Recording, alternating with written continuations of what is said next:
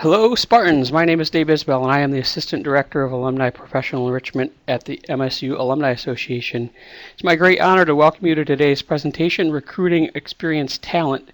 Before I introduce you to our presenter, I want to point out to you the chat window on the left side of your screen.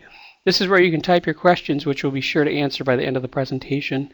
Also, all of our webinars are recorded and can be found at www.spartanshelpingspartans.com.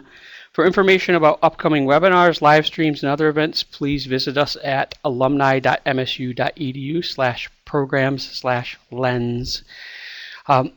Now, it's my great honor to introduce you to Lisa Parker, who is the Director of Alumni Personal and Professional Enrichment at the MSU Alumni Association. Prior to being at MSU, Lisa spent 15 years as a third-party recruiter. Her particular experience and passion lies with helping older, more experienced alumni or people to transition into the workforce. On a personal note, Lisa is one of the most clever, curious, and productive people I know, and it's truly been a blessing for me to call her my colleague, but also my mentor and my friend. With that, I hand this over to you, Lisa. Thanks for being with us today. Wow, Dave, thanks for that nice intro.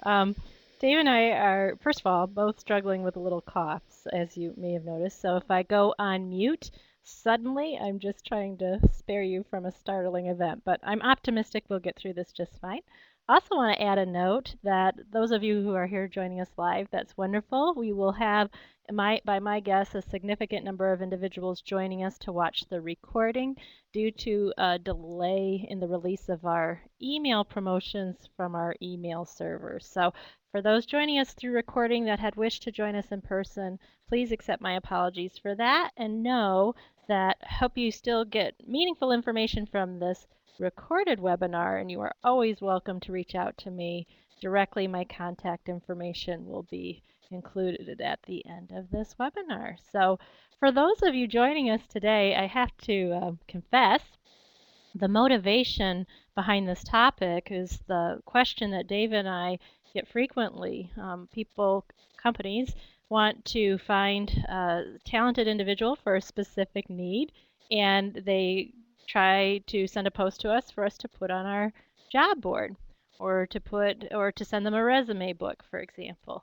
And the Alumni Association does not have a job board. Now, that hasn't always been the case. I will say our undergraduate career services team does have a job board. It's called My Spartan Career, and you can access that. I think Dave will put the link up there in a moment. We had access to it for a time, and then because of translation issues between the backside of the software and our alumni records, we weren't able to keep the connection going.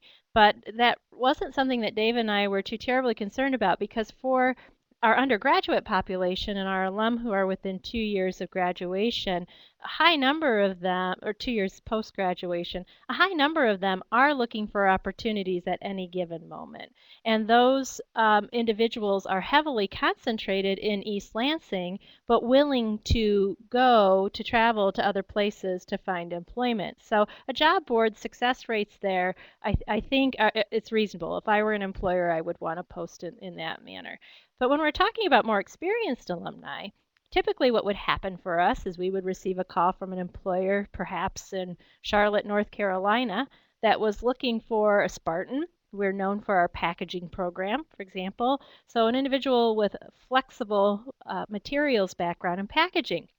Well, we have an alumni base of 500,000. I'm not specifically sure what our alumni base of packaging professionals and flexible packaging might be, but my guess would be maybe around 4,000. That would be a guess. How many are actually in Charlotte, North Carolina and interested in opportunities at that very moment that that company has that need is a wild card. So what we would have would be a company, for example, in Kansas City posting about somebody to manage their horticulture gardens and not getting any responses and feeling that maybe there was something wrong with our alumni population or something wrong with our job board, when in truth, when you're talking about an alumni base that's scattered all around the world, and when you're talking about specialized needs in a small community, though our alumni community feels large at 500,000, only a small segment are looking for opportunities at any given moment. You really need the larger spaces like Monster, Career Builder to even have that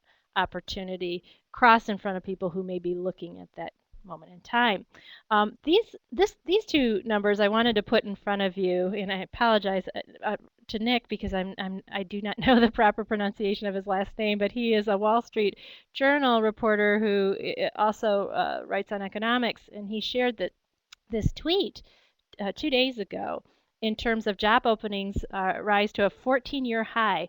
Right now, there are 1.8 unemployed workers per opening, and if you look at the green line, there are 3.8 underemployed workers, not seasonally adjusted, per job opening. So when you think about those numbers, you look back to 2010, for example, where the numbers were much higher, the number of individuals that I would classify in an active job search frame of mind is substantially lower. And those are the individuals who are more likely to be out there keeping track of job boards and keeping in the loop of their needs.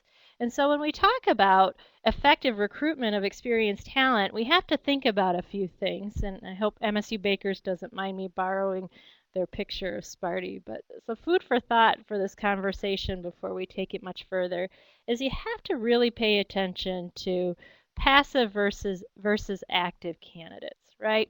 So again, those active candidates are the individuals that know that they want another opportunity, they have time to look, perhaps they're unemployed, laid off, retired and want to return to the workforce. So they have time to be investing, 10, 20 hours a week to going on their own hunt of sorts to find opportunity. In most cases, though, the opportunities that I hear about when people reach out to Michigan State for help are quite specialized and are involve professionals that are in demand, very unlikely to be unemployed, and so they would be in the passive category. So passive candidates are not visiting a job board, even if it's the job board of their beloved alma mater, because they don't have time to visit it. They're focused in their world, they're focused in their day to day. So, for example, I'm the director of professional enrichment for Michigan State University. If there's another university in the country or another company that could utilize my skills, I honestly have no idea about it. I'm not looking for it. I'm not trying to look for it. So if I'm going to hear about it, that opportunity is going to have to find me in some way, shape, or form, in a way that intersects with the way I'm leading my daily job and leading my daily life. The other thing that we have to think about in terms of food for thought when we're talking about experienced talent is we've really got to evaluate the statement, we're looking for the best candidate. Because I hear this a lot. And many times I think people honestly believe they're looking for the best candidate. But we tend to put so many particulars on what we feel to be an acceptable, thank you, Brian, the purple squirrel, what we believe to be an acceptable candidate, that what we really mean is we're looking for the best candidate who would be willing to work at this dollar amount within commutable distance to our company, has worked in our industry specifically for X number of years. So we put all of these filters on what a best candidate means for us.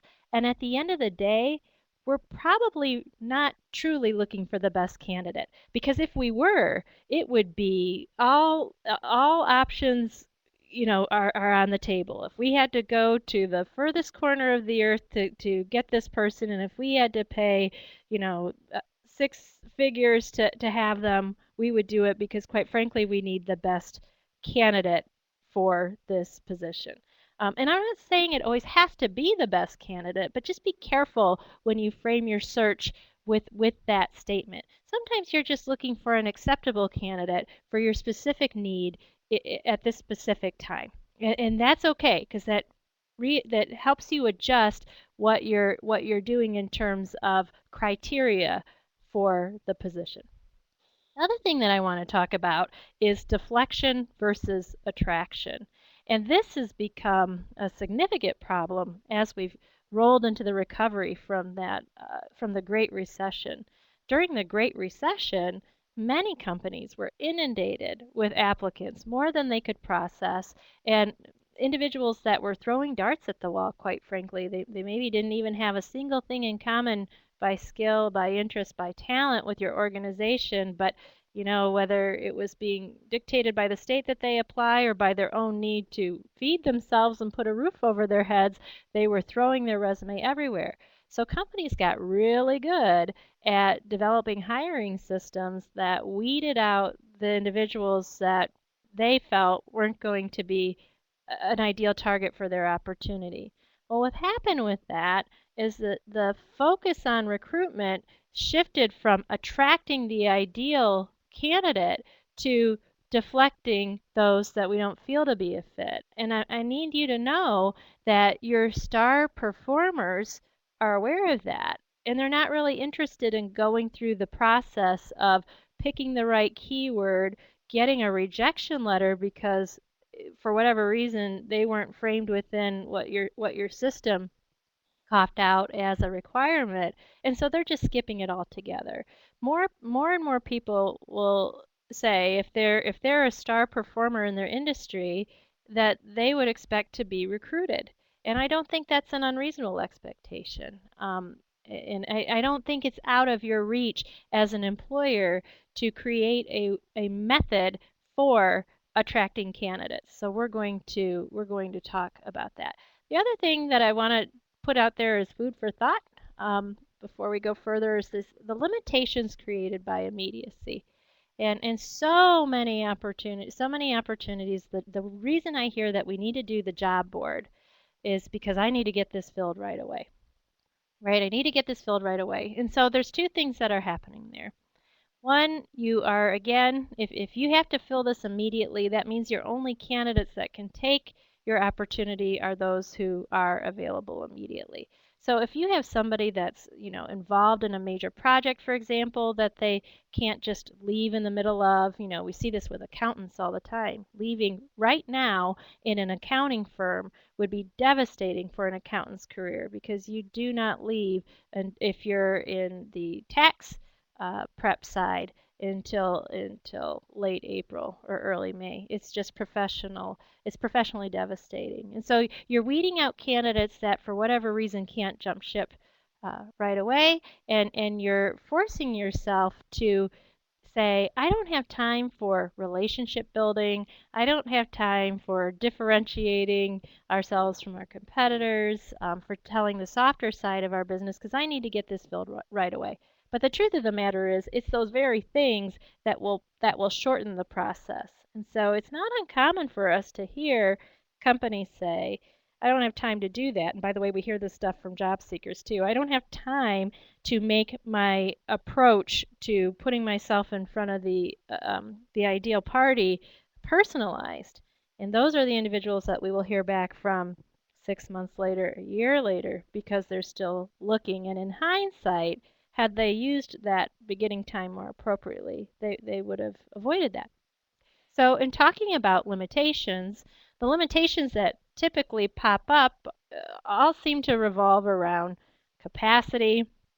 I'm doing too much as it is. I don't have time. Most people who are recruiting talent in small to mid-sized to just creeping into the large organizations have many other things that they are doing for that business beyond recruitment. And so they can't make it their full-time job. If you do nothing but recruiting for your company, you're at a bit of an advantage, but you're probably also expected to recruit across multiple professions, and so that's an art in its own.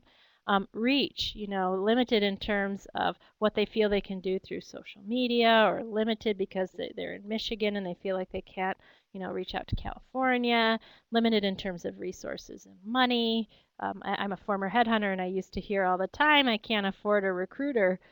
We're going to talk a little bit about that because I think there's some situations where you, quite frankly, can't afford not to have a recruiter, and it can have a positive effect on the bottom line on your balance sheet.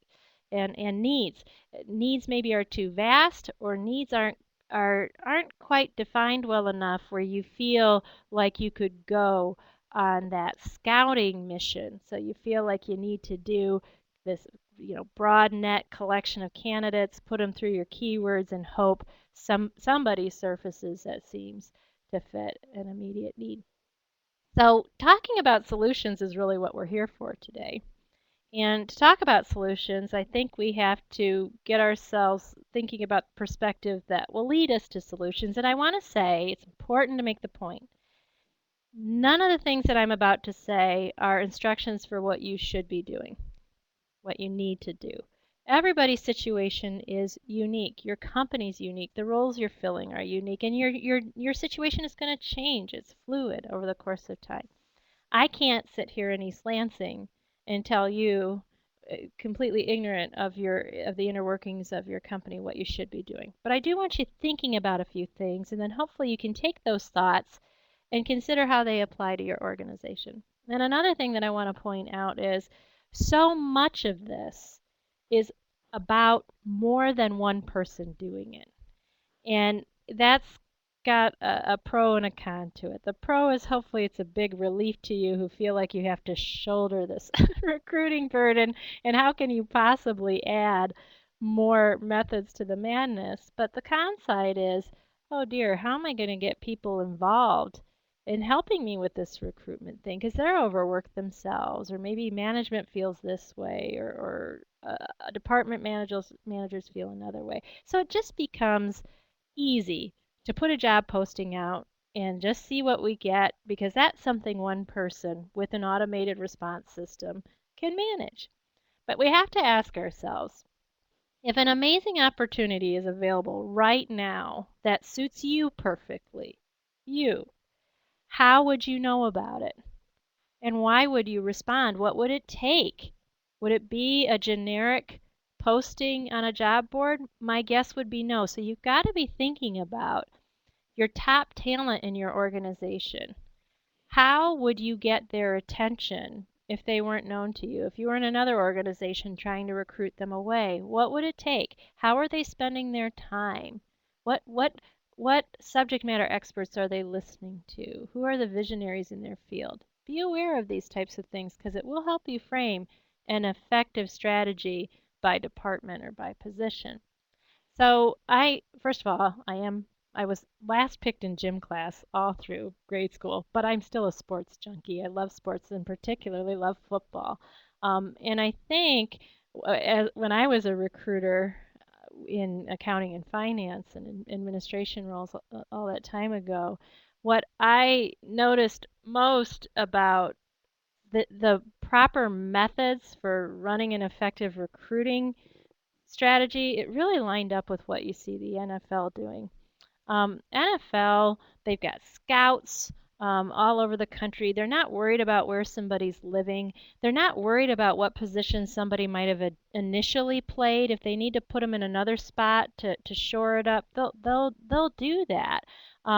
They don't pay based on the cost of living of where their teams are. The quarterback for the Detroit Lions makes more than the quarterback for the San Francisco 49ers, right? So do you think Detroit would get a good quarterback if it was understood that when you come here, you're just going to get paid a little bit less because, well, by the way, the cost of living is different? No.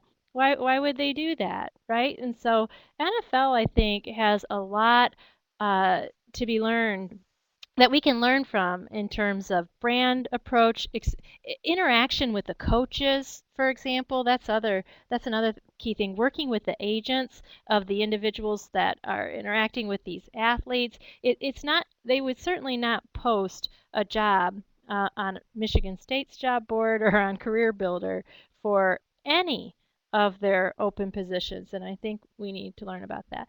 The other thing that we can consider in terms of solutions is the Harbaugh effect, which I will admit I am a definite Spartan, so I get a little twitchy having to bring in some Michigan content here, but I think it's it's good for the discussion of the day. Michigan was struggling in terms of its brand. They were having a hard time attracting recruits. They had a lot of people actually decommitting and not wanting to be part of the team. And so they could have invested a lot of manpower and time really working the relationships of scores of individual players to try to shore up their team. But what they did differently was they got the position further up the line, further up the pecking order, right. And even though some of you still needed to have those individual interactions to get those recruits to come on board and get people to decide they weren't going to leave, filling that position up top with somebody that's known in the industry, that's somebody that people feel like they're going to learn something from or have connections to benefit from or who they know is going to motivate them can be an excellent strategy for companies as well. What I've seen happen, and I get it, but the entry and lower and mid-level positions tend to be the squeakier wheels.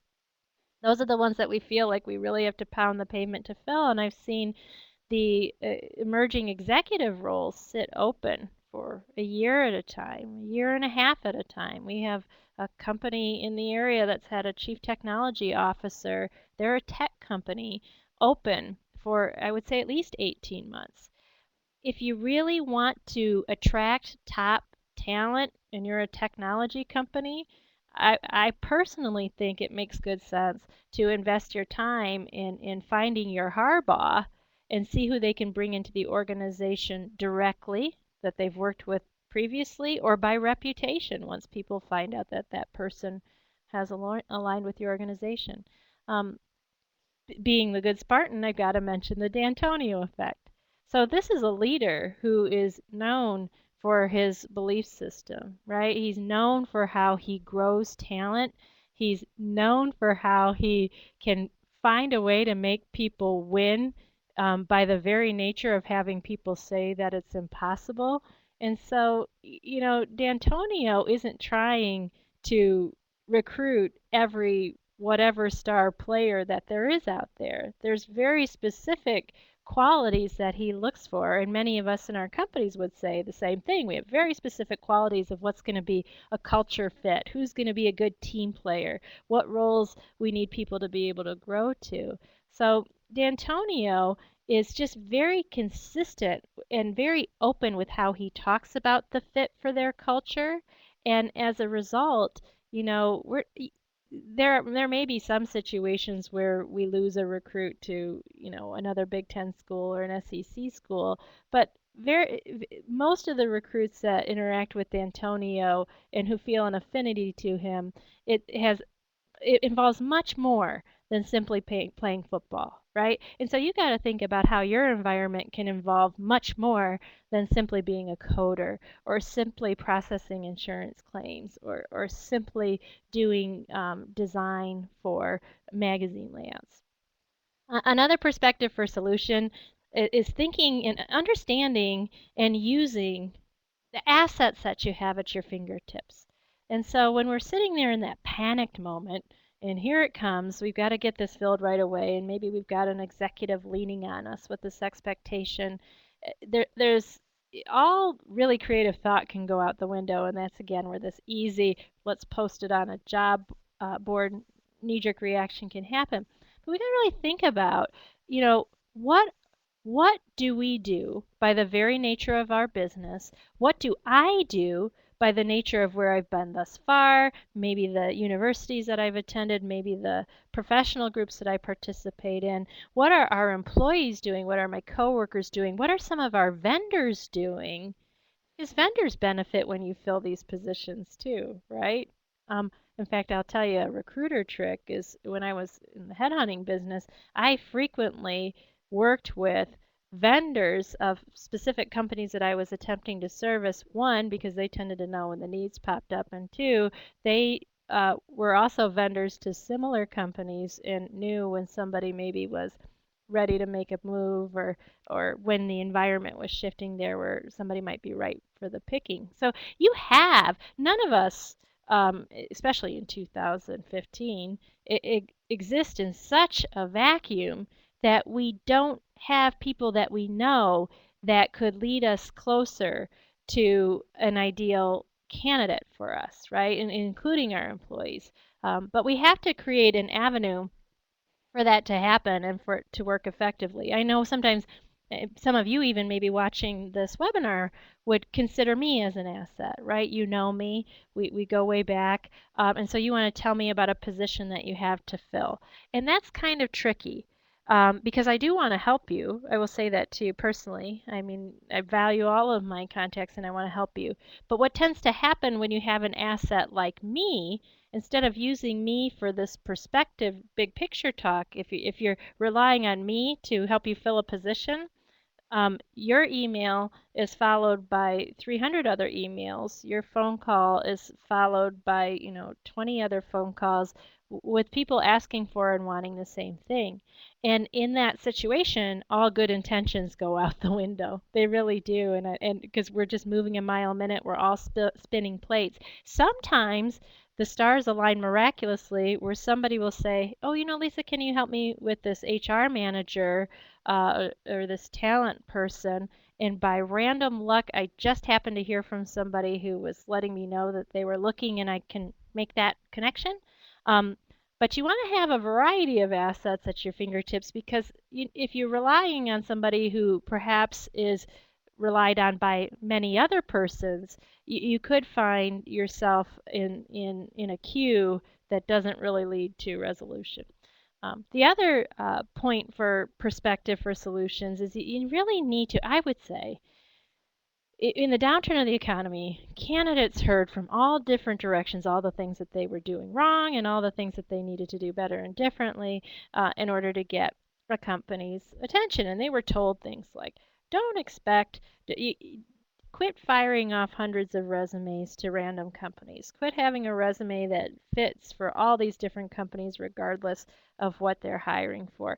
You can't have people intersecting with you exclusively as a candidate all the time because that's how they're going to see you. You need them to intersect with you as a practicing professional. So they view you that way. They don't view you as a job seeker anymore. They view you as this person who's talented in this and interested in that and capable of connecting them to these folks. And so the same message applies for companies. If we're doing this, buckshot attempt to find candidates, you do run the risk of coming off and having the same less than exciting results as those job seekers that were just throwing everything at the wall and hoping they would get lucky.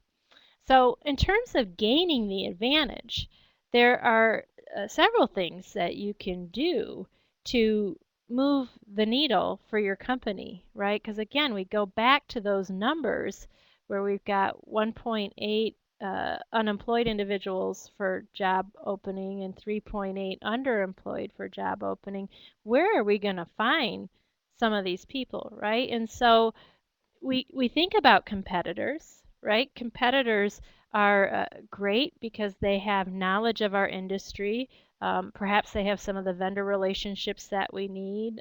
They might even be able to lead us into new relationships, not necessarily customers, because we've got to stay on the line of appropriate, but professional organizations, different alumni bases, for example, where we can pull talent in.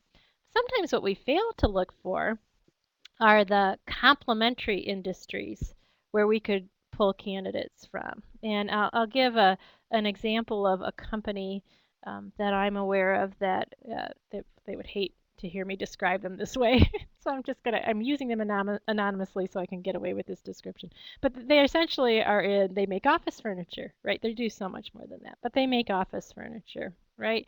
And and there are several companies, which is why I can get away with this example, in Michigan that are in the office furniture space, right? And so all of them, if the office furniture industry is definitely doing better as a result of the recovery, and so many of them are hiring right now. And so they could all, let's say there are a few, maybe they need to hire a salespeople, right? So they could all be chasing candidates who have experience selling office furniture, right? And then have to really work on their value proposition on why would you work for company A versus company B versus C? What's different about us? What's your growth trajectory? And that is something you need to think about. I'm not saying I can create an opportunity where you don't have to do that. But this particular furniture company, one of its largest growing segments right now is healthcare industries, providing furniture to clinics and hospitals.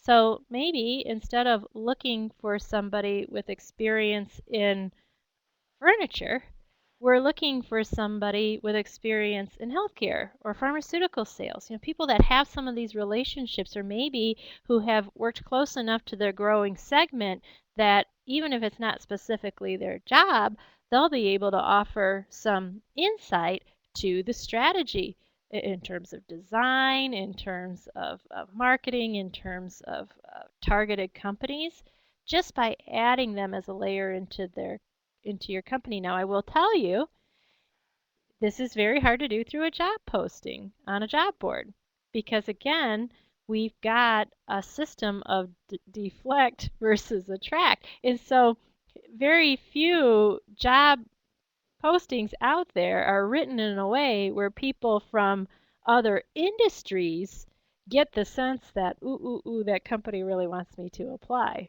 right? And so they don't. In fact, they may not have even considered why considering your industry would be a good move for them professionally, right? They might be pre-programmed to think I'm in healthcare, whether maybe I am an active job seeker. I've got to keep looking in healthcare because that makes sense for my professional trajectory. And so this is where being more intentional with our recruitment not only can increase the number of candidates that you have to look at, but can increase the number of candidates who feel that it makes sense for them to work under your brand or work under your industry.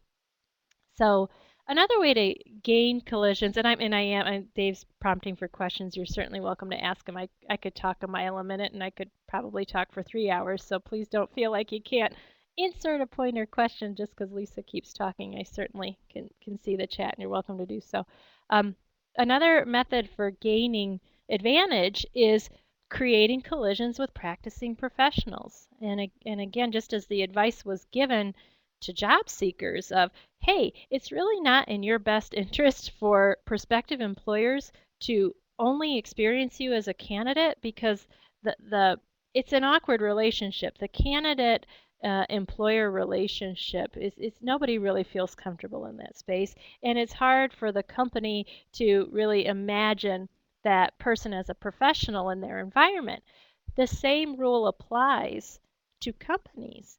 If you're colliding with your top talent consistently as an employer, instead of as your what you do, what you're known for, as the innovator that maybe your organization is, as the practitioner of this specific skill or talent, again, they're going to view you as an employment option versus looking at you big picture as a brand. No matter what they're doing, do I want to be a part of this organization? So maybe I'm not even working for this organization. Maybe I'm partnering with them as a vendor. Maybe I'm partnering, we're collaborating between companies. I mean, who knows what it is? And some of you might be thinking, well, gee, that's all well and good, but that's not my concern. I really just need to get people in the chairs. When you're thinking about interactions with top performing professionals in a broader base than just candidacy, as a company, these things start to fall in line more effectively. Gaining advantage through reseating and employee engagement. You know, again, going back to the NFL, and let's say we're a week away from the Super Bowl, and our quarterback gets injured. We can't go out and hire a new one. We can't cancel the game. We can't say, oh, I guess we're not going to win anymore because we don't have our star quarterback. The goals don't change. The situation doesn't change. What changes is how we're going to execute to reach the goal and to address the situation. And so same thing can happen within corporations. You have openings. Have you thought about how to deal with the most painful openings, the most urgent openings through reseating of existing staff? And again, it may be somebody that is nowhere near what that role was. So for example, we might need somebody in position A, and there's only 2 other people in the company who do position A, and they're accounted for. So in our mind, that means we have to go looking for an external candidate. You know, there's a company in Michigan, and I won't give their name because I didn't get permission to do so, but they had a head of procurement to fill, right? And it would have been logical to put out a posting or engage a search firm to find this head of procurement. What they did instead was they moved their head of engineering over to that procurement role, and they had avenues for growing people in their engineering department into that vacancy that was created by that move.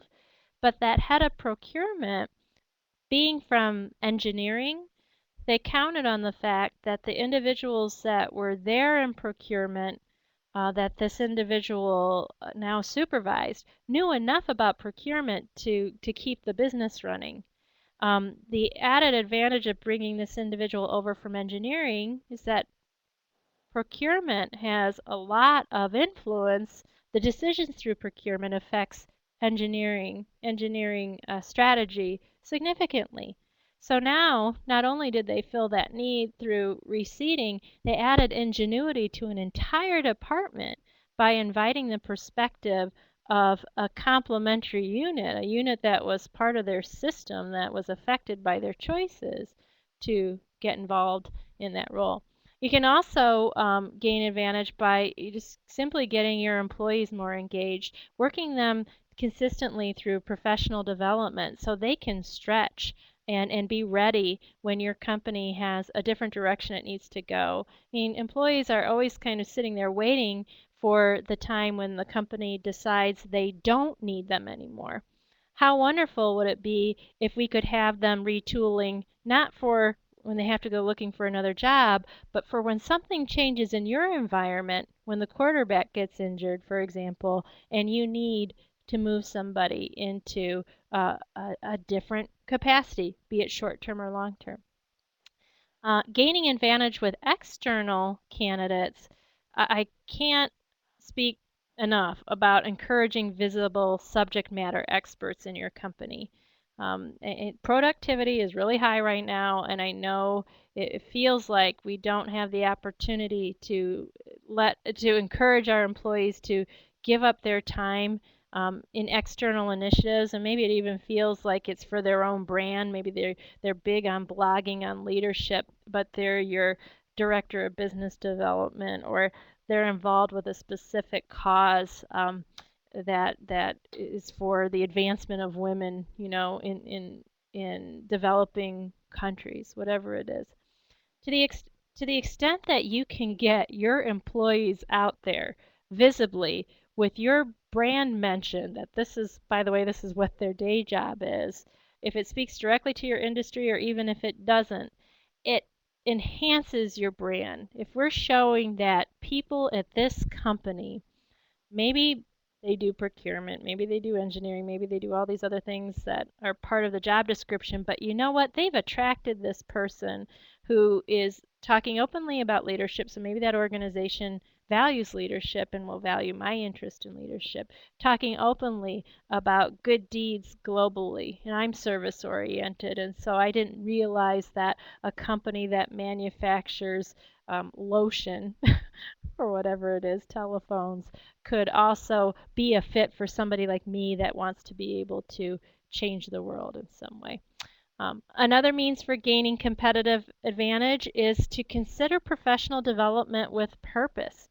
So for those of you doing professional development already, first of all, I think that's wonderful, and encourage your employees to be vocal about the fact that you're doing that for them. That is an attraction. That's an attracting thing.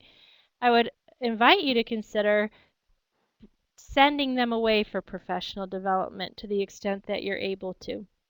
It's great when you can bring things in-house, bring in a speaker, bring in a webinar, but invest a portion of their professional development in sending them other places where they're going to be interacting with other professionals, maybe in complementary industries, complementary roles, identical industries, complementary value systems, and empower them to be keeping their eyes open for individuals to bring back to you for your pipeline.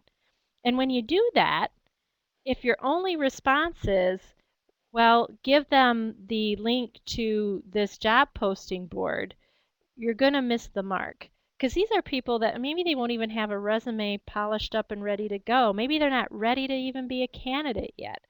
They are interested in being a prospect, right? And so getting your employees involved in scouting and thinking about who they might want to have working with them is helpful. So in order to do this effectively, you have to think about addressing your urgent hiring needs, because I get that. I understand it. I was in that situation when I was a third-party recruiter where companies would call me and say, oh my gosh, start the interviews immediately. We've got to get this position filled. To the extent you are able, you need to neutralize the urgency. And I know that's not always in your individual control, but you need to really think about it. Very few successful outcomes stem from a reactive, rushed response. We're going to end up making concessions. Concessions that we know how they'll affect us, and concessions where we won't realize what the effect is until a year or two later.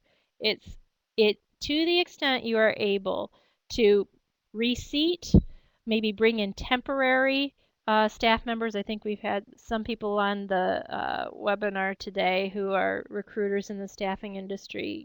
Feel free to say hello if you want to in the chat area.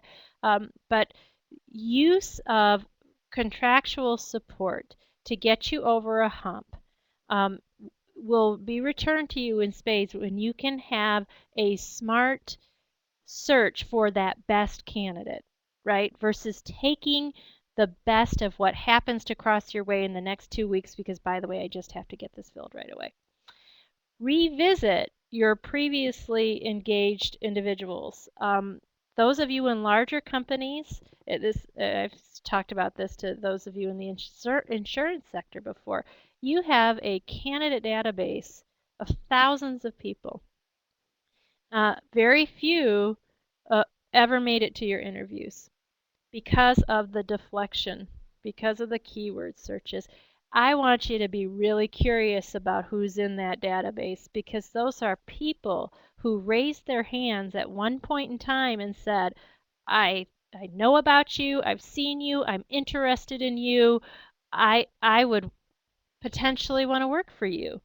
And so, investing time in finding new people to bring into that contact management system where only a small percentage of them are going to truly be recognized and pulled out as fits for your needs might not be the best time spent, because you've got people in that candidate database who probably know more than they were able to represent for your system to be screened properly, probably have connections that were never even asked in the screening process that would be of use to you.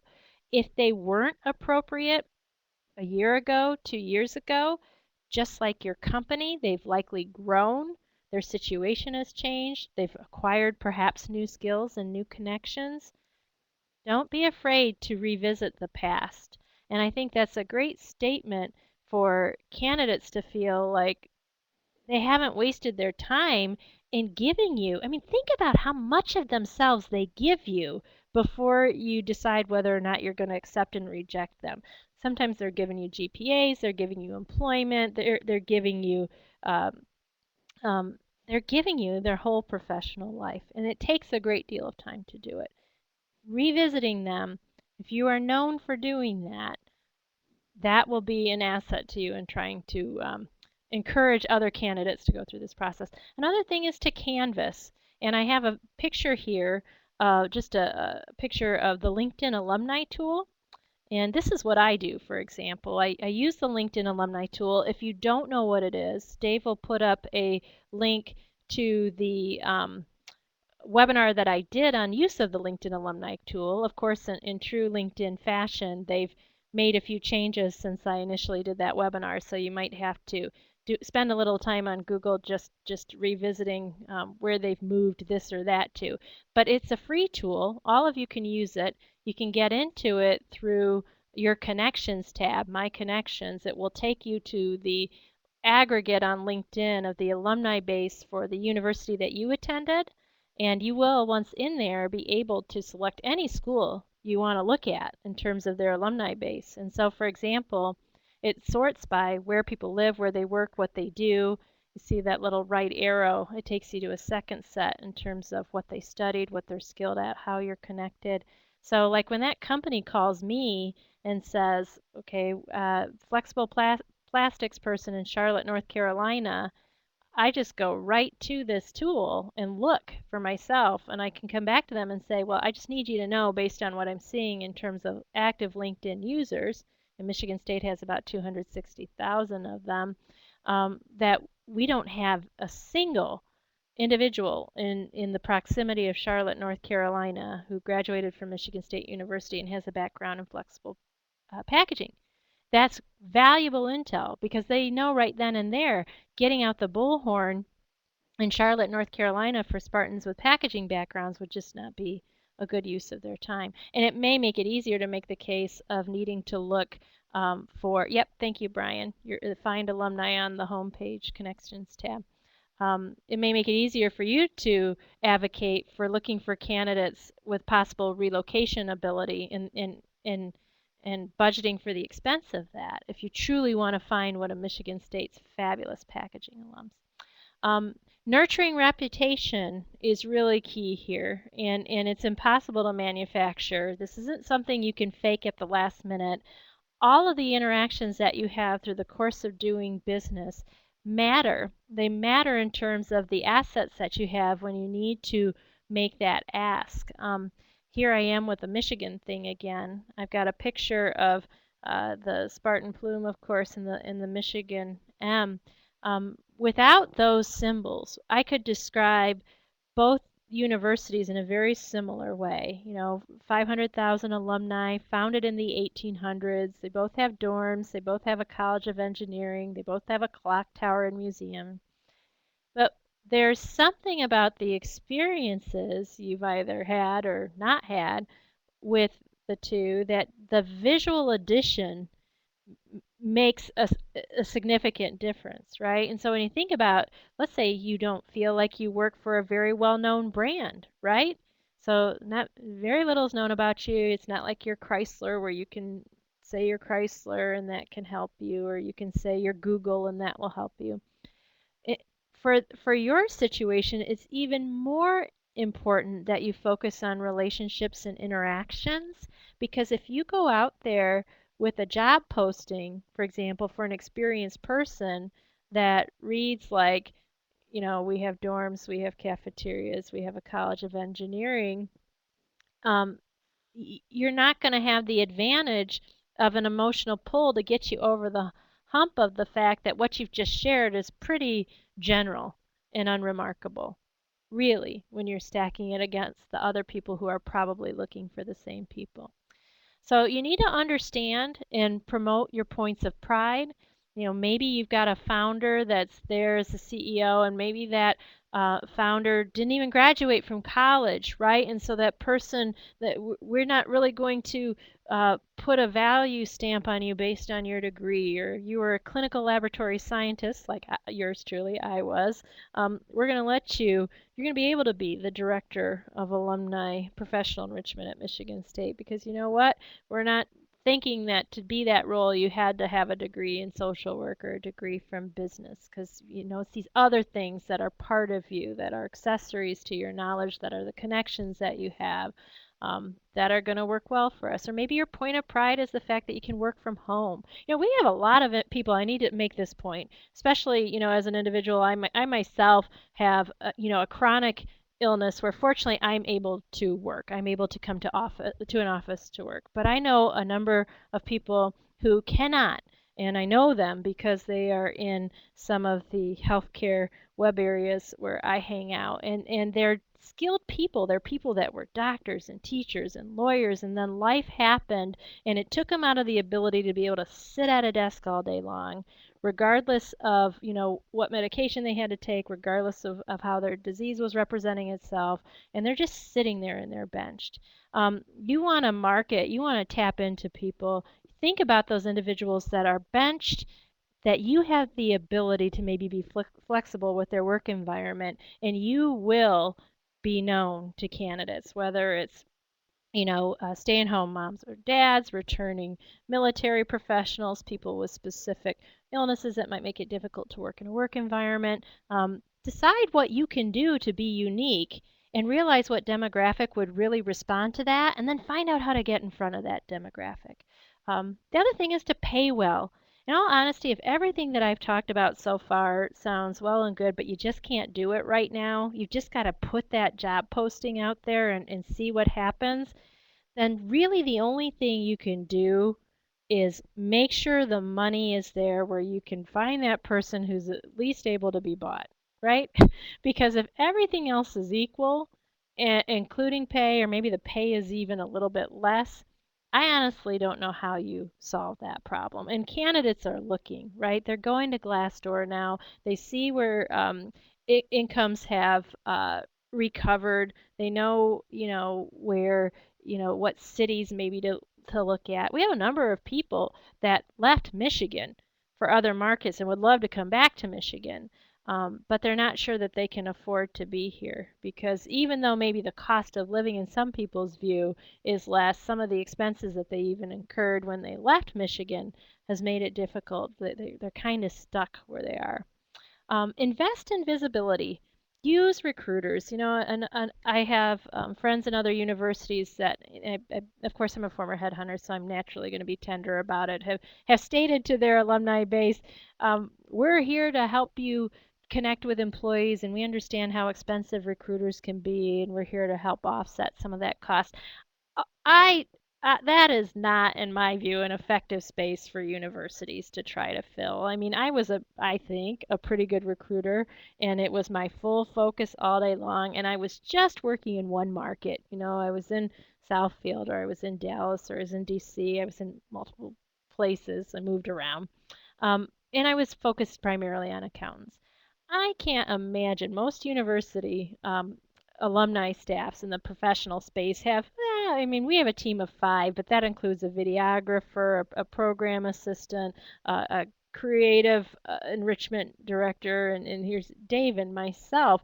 There's no way that Dave and I, even though I consider ourselves to be competent professionals, could be prepared to address your need, whether it's an engineer, a chemist, a videographer, all the different, a teacher, no matter where you are in the world, that we could have a system that would be so responsive to find ideal candidates for you it's just not reasonable. Recruiters who know what they're doing and who have an established network. The reason you're paying them so much is because you're paying for the time that they invested ahead of your need to be ready to deal with it quickly. So don't be shy about that cost. Get involved with community and industry events. Again, letting people see you as the organization that you are versus just seeing you through the hiring process, because we've got to accept our hiring process is probably the least flattering angle if we're looking at ourselves in the mirror, right? You doing what you do best, your company positioned in the area that it excels in, that's how you want prospective candidates to collide with you. Consider sponsorships.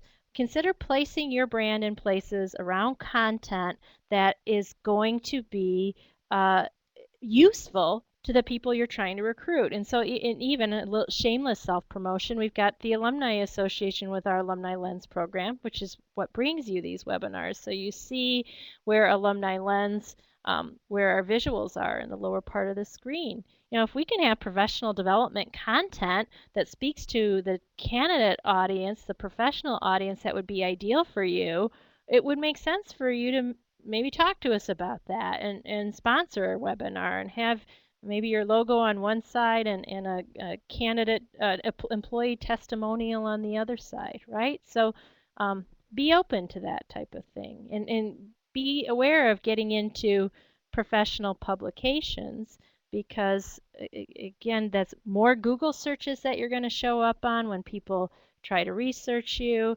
People who are in that publication right along with you are going to open it up because they're going to want to see themselves. Reaching out to people that are receiving the same awards some of your employees are receiving, congratulating them with your business card, congratulating other people that are in features, you know, sending notes to counterparts that are sponsoring similar events. So all these little things that you can do to just stand out there and be a little bit more noticed, a little bit more focus towards relationship versus, again, that detraction. So Dave, this would be a good time for you to probably share some of the programming that we have through the Alumni Association that might help people outside of a job board plug into our alumni base in an effective way. Sure. So I just thank you for all this content, Lisa. I want to tell you HR folks out there, I know quite a few HR people who struggle finding a place at the table in the C-suite. I mean, don't you, I mean, sometimes you end up being the personnel people, right? You get to fire people and you get to make sure you hurry up and get the right person in the chair, but sometimes you don't get to have a place at the strategic table, and all of this stuff Lisa's talking about is a perfect excuse for you, a legitimate reason for you to be there. And so, I mean, this is a chance, the content we create is a chance for you to go back to like your marketing folks or your finance folks and say, hey, this is an investment in our company. So I want to share some concrete ways that you might be able to partner with us to do things. And just because these are the only ways I've shared doesn't mean that these are the only things we're willing to do, because Lisa and I are constantly hopping to find creative ways to engage our alumni base and to engage employers who like to meet with them. So obviously the webinars here, if you take a look at the next webinar that we have coming up, I think it'd be relevant content for you to listen to because it builds on some of this. So our next webinar coming up on March 26th. Actually, our next one coming up is on, it's March 26th. So Ross Reck, best-selling author, he's going to talk to you about engaging your employees. So talking about that strategic thing of kind of building a culture, Ross has a system that I think you'll find really interesting. So if you can join us for that, that'd be a really good kind of learning tool for you. But coming up after that, we have one talking about the T-shaped professional. So that's a concept that we're doing around here to kind of build professionals that kind of can fit into pretty much any industry. And so I think you'll find that interesting. And following on the heels of that, on April 23rd, we have one titled How Career Truth Leads to Organizational Success. And I think that's really going to be interesting for you because it talks about kind of creating a culture that will aid your recruitment processes through kind of employee engagement and development and kind of management strategies that can help you directly. So in terms of webinars, imagine that you have a subject matter expert in your corporation somewhere on some topic that could be relevant to our alumni base, like Lisa was talking about. We could get somebody with their picture on here with that kind of advertising and get it out to our alumni base. Now, what's that look like in terms of like numbers?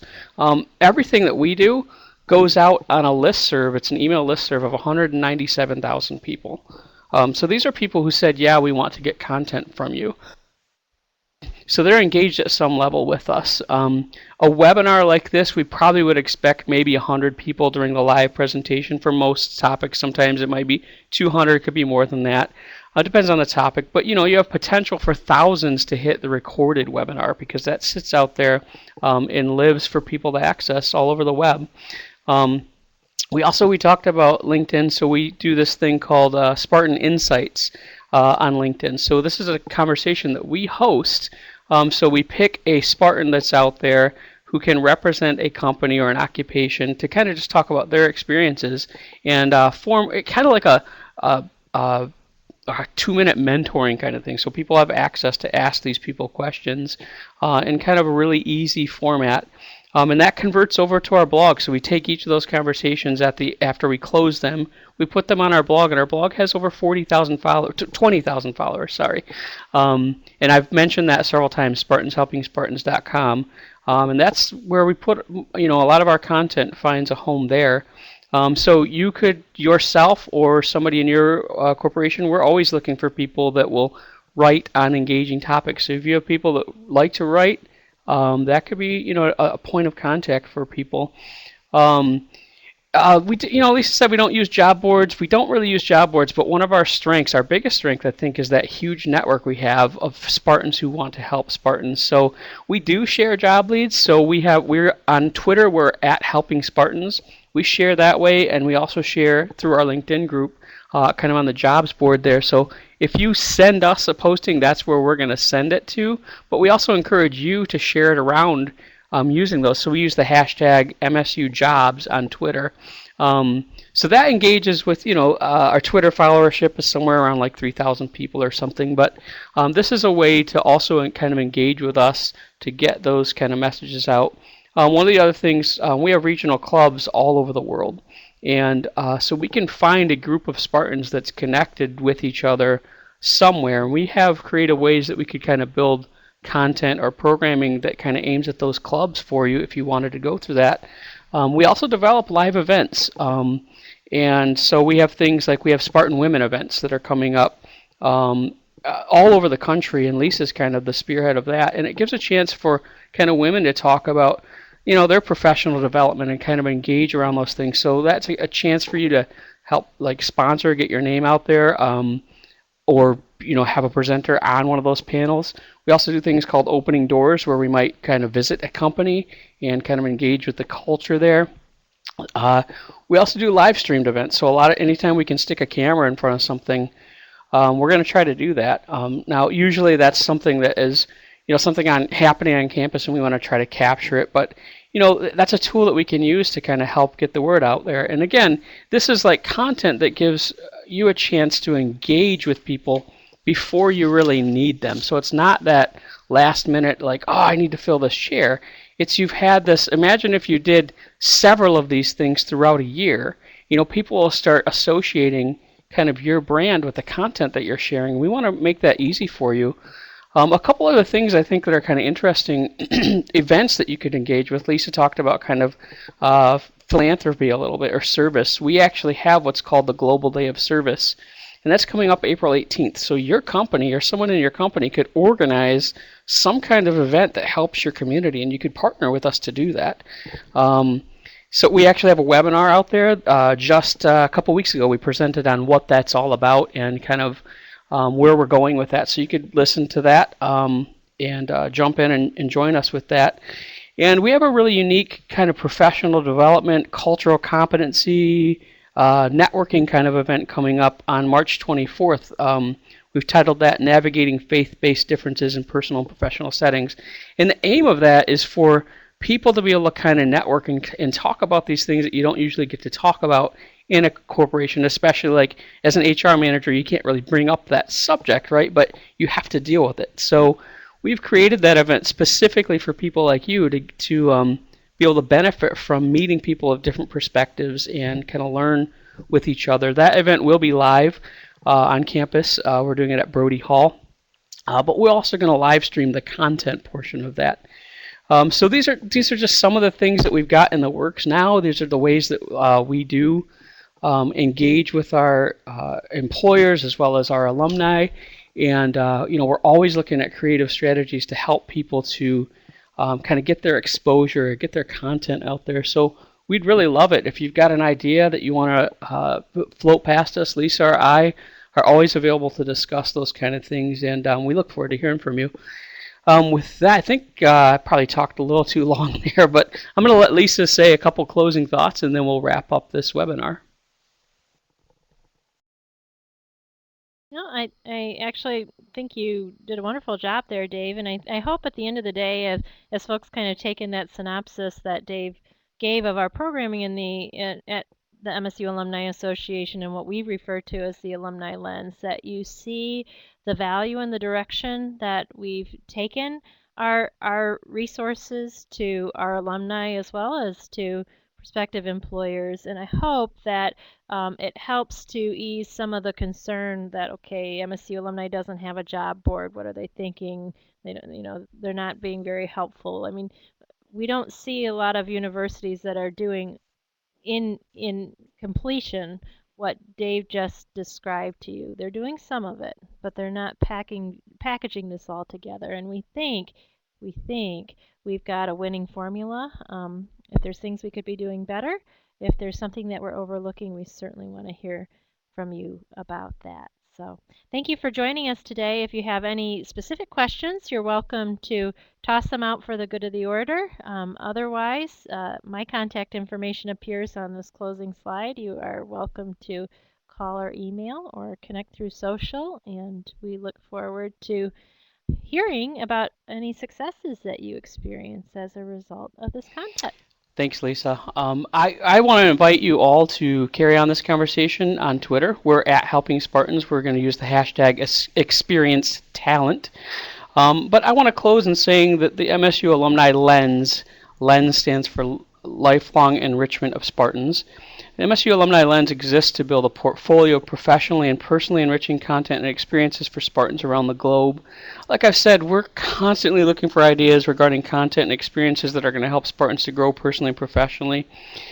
So if you know somebody that you think should be a great presenter for us, or you have some topic that you'd love to hear us speak on, or you want to engage with us in some unique, creative way, nothing's too crazy for us. We're all about brainstorming and thinking about good ideas, and so long as it falls within the limits of the laws and ethics, we are open to any kind of idea that can help further Spartan Nation and those corporations and partners that we have out there. So give us a call and email us, get a hold of us. We'd love to hear from you. With that, this concludes this presentation. I'll leave the chat room open just a little while in case you have questions, and we'll close this up. So thank you very much for being with us today. Go Green.